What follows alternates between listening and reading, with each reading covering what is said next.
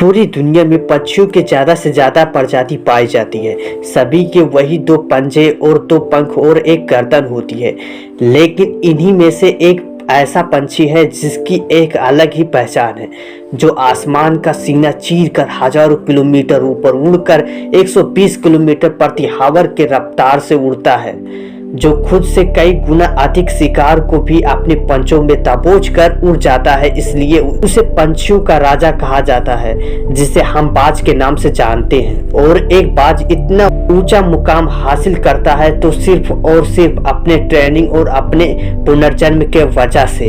अगर आप भी इस दुनिया में मुकाम हासिल करना चाहते हैं तो एक बाज बनने के सफर को जानना बहुत जरूरी है। लेकिन 25 से 30 के उम्र तक आने के बाद उन लोगों को रिस्क लेने से डर लगता है, लेकिन एक बाज के जीवन की शुरुआत रिस्क से ही होती है। जिस उम्र में बाकी पंछियों के बच्चे सिर्फ चेचे करना सीखते हैं, उस उम्र में एक मादा बाज अपने बच्चों को पंजों में दबोचकर हजारों किलोमीटर ऊंचाई में उड़ जाती है, उसे यह बताने के लिए कि तेरे जन्म आसमान के सीना चीर के सबसे ऊपर उड़ने के लिए हुआ है। तेरा जन्म पंछियों के रास्ता बनाने के लिए हुआ है। जमीन से हजारों मीटर ऊपर ले जाकर मादा बाज अपने पंचों से उसे छोड़ देती है और यहीं से शुरू होती है उसकी हाई रिस्क ट्रेनिंग। और वो बच्चा जमीन के तरफ तेजी से गिरने लगता है। थोड़ा नीचे आता तो उसके पंख खुलने लगते, नीचे आते आते वो अपने पंख को फड़फड़ाने लगता है, लेकिन वो अभी तक उड़ना नहीं सीखा है।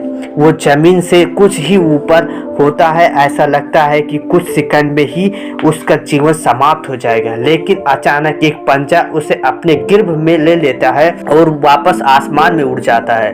और वो पंजा होता है उसके माँ का, जो उसके पीछे उड़ रही थी। उसकी यह ट्रेनिंग जब तक चलती रहती है तब तक वो उड़ना सीख नहीं जाता।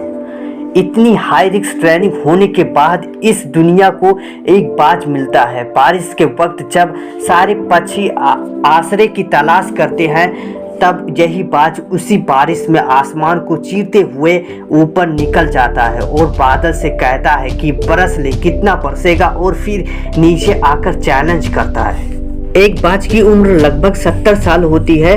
जब वह 40 साल का होता है तब एक परेशानी उसके जिंदगी में मौत बनकर आती है, जो आपकी परेशानी के तुलना में बहुत बड़ी होती है, क्योंकि 40 साल में बाज की चोंच इतनी मुड़ जाती है कि उसे शिकार निगलने में बहुत परेशानी होती है। उसके पंख भारी हो जाते हैं, छाती से खून टपकने लगते हैं, जिससे उसे उड़ने में बहुत मुश्किल हो जाती है। उसके पंजे लंबे और लचीले हो जाते हैं, जिससे वो शिकार को सही से पकड़ नहीं पाता। अब उस बाज के पास सिर्फ 3 रास्ते होते हैं। पहला, वो अपने शरीर को त्याग कर सकता है। दूसरा, गिद्ध की तरह छोड़े हुए भोजन पर निर्भर हो सकता है। और तीसरा, सबसे कठिन और पीड़ादायक रास्ता है अपने आप को पुनः स्थापित कर फिर से आसमान का सीना चीर कर उड़ने का। और वो इसी तीसरे रास्ते को चुनता है और अपने पास की सबसे ऊंची चोटी पर जा पहुंचता है। वहां पर अपना घोंसला बनाता है। फिर शुरू होता है परेशानियों को जड़ से उखाड़ कर आसमान में उड़ने का सफर। वो अपने चोंच को एक चट्टान पर मार मार कर तोड़ देता है, लहूलुहान हो जाता है और इंतजार करता है नई चोंच को आने का।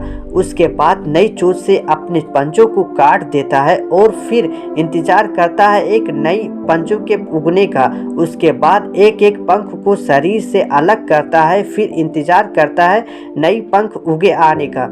और इस प्रक्रिया में उसे समय लगता है पूरे 5 महीने का।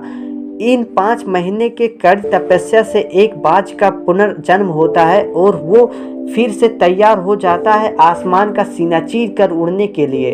जो 3 रास्ते बाज के पास थे, वही 3 रास्ते आपके पास भी होते हैं। ज़्यादातर लोग दूसरे रास्ते को चुनते हैं और परेशानियों का बोझ पड़ते ही अपने लक्ष्य को छोड़कर एक नॉर्मल लाइफ जीने लगते हैं। और कुछ वो भी लोग होते हैं जो इस परेशानियों को लात मार कर अपने मेहनत के बल पर बाज की तरह आसमान की बुलंदियों को छूते हैं। दोस्तों, बाज की यही रीडिंग बहुत बड़ी सीख देती है कि अगर रिस्क लेना पड़े तो लो, अपने फील्ड में अपने आप को इतना ट्रेंड कर लो कि उस भीड़ में आपसे ऊपर उड़ने के बारे में सोचकर लोगों के पसीने छूट जाएं, तभी आप अपने फील्ड के बादशाह कहलाएंगे। तो दोस्तों आज के लिए इतना ही, मिलेंगे अगले वीडियो में। धन्यवाद।